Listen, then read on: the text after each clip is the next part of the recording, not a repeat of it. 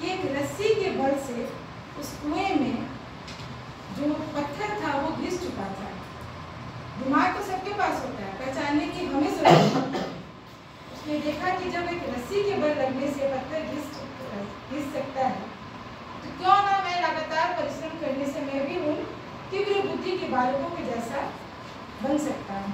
वो वापस आश्रम जाता है और अपने जो गुरु होते हैं उनसे विनती करता है और कहता है कि आगे ये शिकायत नहीं मिलेगी, मैं आप लोग आपके जो उम्मीद है उस पर मैं खड़ा होता। आगे जाकर के वो बहुत ही बड़ा एक विद्वान बालक बनता है।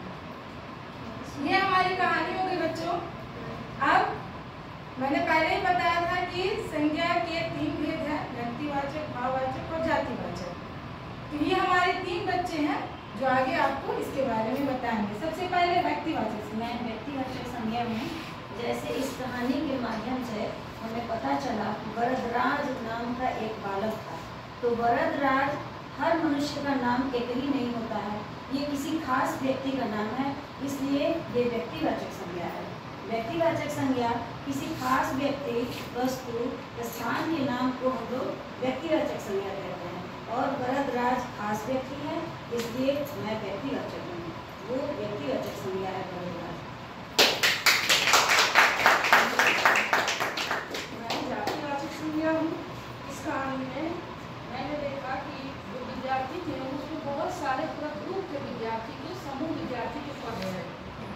उसमें वरदराज को हो गया व्यक्तिवाचक संज्ञा उसका नाम, बाकी जितने विद्यार्थी के ग्रुप है वो जातिवाचक संज्ञा में आते हैं।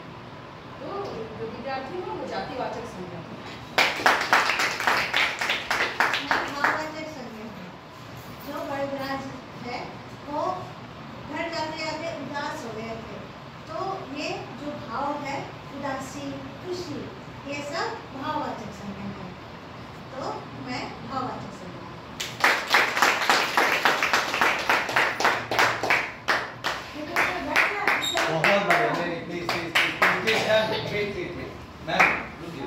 बहुत बढ़िया।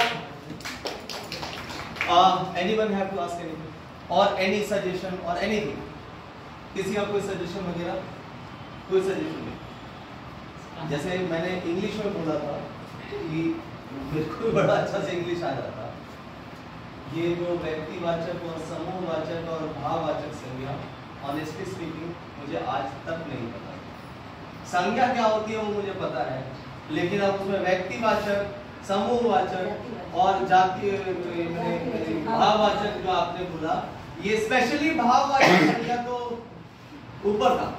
व्यक्तिवाचक और समूहवाचक आदमी एक गेसिंग मान करके समझ सकता है, लेकिन भाववाचक मेरे को नहीं समझ में आता। बट लिटरली मैं बोलूं कि आज मैं बहुत खुश हूं, तो खुश इज भाववाचक संज्ञा।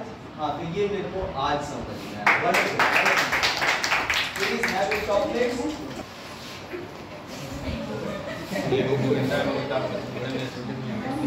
we will discuss about angles. Okay, there are lots of type of angles: acute angle, acute angle, right angle, obtuse angle, reflex angle, straight angle. Okay. It's acute angle, which is less than 90 degrees. Right angle. बहुत बढ़िया। Mathematics में represent करना is typical. Right angle which is equal to 90 degree and which is perpendicular to each other. Straight angle which is equal to 180 degree.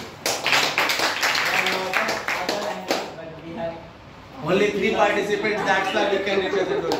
Wonderful, बहुत बढ़िया, बहुत बढ़िया। Being a mathematics teacher, एक suggestion मैं यहाँ पे ऐड ऑन करना चाहूँगा। जैसे रंजिता मैम, आप एक्यूट एंगल से प्लीज यहाँ पे शो कीजिए, एक्यूट एंगल इस तरह से, और मैम आप राइट एंगल से प्लीज शो कीजिए, राइट एंगल थोड़ा सा उधर हो जाइए। हाँ, यहाँ पे सर एंगल्स जो है वो डिपेंड करते हैं बेस लाइन पे, राइट? तो अगर बेस लाइन पर रिप्रेजेंट करते हैं, बेस लाइन को हम let's make it horizontal only, like ma'am यहाँ अगर इस तरह पैरेलल करते हैं और उसके बाद इसको ऐसे कर दें, ये मैम का हाथ इधर कर दें तो ये आपका बेस एंगल, आप उसमें ये भी एक्सप्लेन कर सकते हैं कि this is base and this is another arm, this is base, this is another arm, और इन दोनों के बीच का जो डिस्प्लेसमेंट है उसको हम एंगल कहते हैं, और ये एंगल अगर 90 से कम रहता है कि है सो, ठीक है। तो ये चीज हम ऐड ऑन कर सकते हैं 180 डिग्री में कुछ है। Thank you.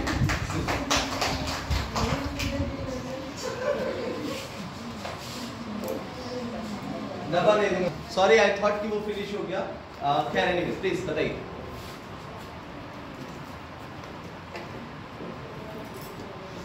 A plus b का whole square which is a square plus b square plus 2a, ठीक है।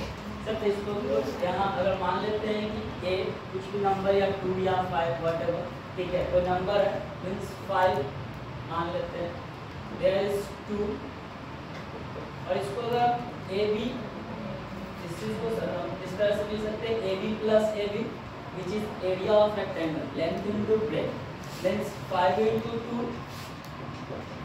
प्लस 5 into 2, और इस चीज को बस हम लोग देखते हैं, इसको सॉल्व करें तो यहाँ 5 plus 2 का स्क्वायर मीन्स 7 का स्क्वायर आएगा रिजल्ट, आएगा रिजल्ट। इसको हम लोग एक्टिविटी के थ्रू देखते हैं। तो let this is length which is 5 and breadth it's 2, 5 into 2 rectangle, area of rectangle it is also 5 into 2, and this is 2 square of 2 square and that one square of 5 5 into 5 हाँ। now we add this 5, that one okay, का square, and there we have 2 rectangle that is, ठीक है, and this is as it is equal to 5 plus 2 7 का square which is also same as equal, and this is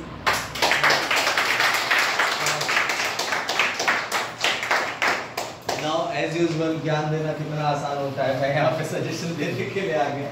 suggestion के लिए सिर्फ एक चीज कि ये जो हमें ऐड ऑन किया ना, ये एक्सप्लेनेशन आपने लैब एक्टिविटी बताई, एक्सप्लेन की, ठीक है, आपने लैब एक्टिविटी एक्सप्लेन की जो कि कलरफुल पेपर से कीजिएगा तो ज्यादा बेटर, ज्यादा क्लियर विजिबल है, पहली चीज। दूसरी चीज, अब यही लैब एक्टिविटी अगर हम चाहें तो 40 बच्चों को डिफरेंट ग्रुप्स में डिवाइड करके उससे भी बना सकते हैं, ठीक है। हम उन बच्चों को स्क्वायर शेप में खड़ा कर सकते हैं, ठीक है। तो जब उन बच्चों को स्क्वायर शेप में खड़ा करें, या फिर अगर नहीं भी खड़ा करें तो जैसे आप लोग जो एक्सप्लेन कर रहे थे लाइक, तो अगर हम उनके गले में एक लटका दें, भाई रेक्टेंगल हमने लटका दिया, ये 5 हो गया, ये 2 हो गया, या फिर स्क्वायर लटका दिया, ये 2 है, ये 2 है, उसमें वो जब शोन होगा तो वो और ज्यादा क्लियर हो जाएगा, ठीक है, वो और ज्यादा क्लियर हो जाएगा कि हाँ what the next step can be, ठीक है। तो ये जैसे ही बच्चों का ये वाला इन्वॉल्वमेंट आएगा क्लास और बढ़ेगा। तो आप लोग देख आप लोगों का रिसर्च कंप्लीट बनता है, प्लीज थैंक यू सर। मेरा बहुत बढ़िया, आदित्य सर का भी आपसे कैमरा पकड़े हुए हैं, मैं तो सबके बीच में होता है। Please this is for you, and चूंकि मैं बहुत देर से बोल रहा हूं तो एक मेरे लिए भी बनता है। Thank you so much. So these were the classes, यही वो क्लास हैं जो कि आप लेते हैं हमेशा, यही वो क्लास है जो आप हमेशा लेते हैं।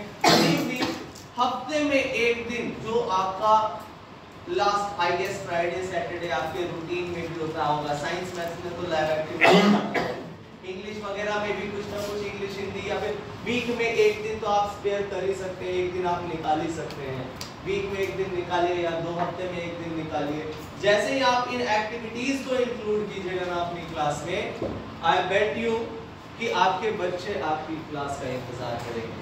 आज जो बच्चे ये बोलते हैं वे यार, वो बच्चे बोलेंगे कि अभी अच्छा 2 दिन और बाकी है, काउंटडाउन उनके दिमाग में, ठीक है। तो जैसे ही आप इन चीजों को ऐड ऑन करते हैं, this is not the only way, केवल इकलौता तरीका नहीं है, बहुत सारे तरीके हो सकते हैं, एंड अबव ऑल इन सब के ऊपर सारी चीजें थ्योरी हैं, ये सारी चीजें according to the situation vary करती हैं, according to the situation vary करती हैं, जगह जगह वेरी करती हैं। लाइक मैथमेटिक्स में हर वक्त आप रोल प्ले नहीं कर सकते हैं, ठीक है, तो इन चीजों को ध्यान रखें। हालांकि ये सारी चीजें आप लोग ऑलरेडी जानते हैं, बट फिर भी ब्रशअप मैंने यहाँ पे अभी ब्रशअप करने का काम किया, ठीक है। सो आई गेस आज का जो सेशन है आपका दोनों टर्म को इंक्लूड करेगा, स्ट्रेस को रिलीव करने में भी इंक्लूड होगा और क्लास मैनेजमेंट में भी इंक्लूड होगा और कहीं ना कहीं आप लोगों को हेल्पफुल जरूर होगा। Thank you very much. The last thing है कुछ कहना है, your suggestions are always welcome. नहीं, okay, thank you very much. आप सोए नहीं, दिस इज माय